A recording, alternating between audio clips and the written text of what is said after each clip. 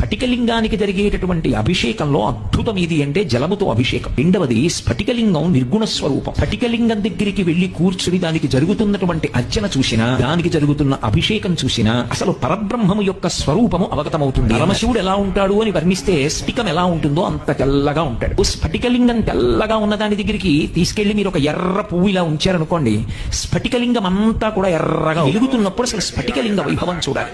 అప్పటికి సూర్యోదయం అవదు. అవనప్పుడు ఆ స్ఫటికలింగం కాంతు ఈదుతుంది అంతరాలయం అంతా. మిగిలిన ఏ శివలింగం దగ్గర అలా చేయరు. ఒక్క స్ఫటికలింగాన్ని ఆరాధన చేస్తే అలా చెయ్యమని శాస్త్రం. అసలు ఈ సృష్టి ఆవిర్భావమునందు వెలిసినటువంటి లింగము ఏది ఉన్నదో అది స్ఫటికలింగము.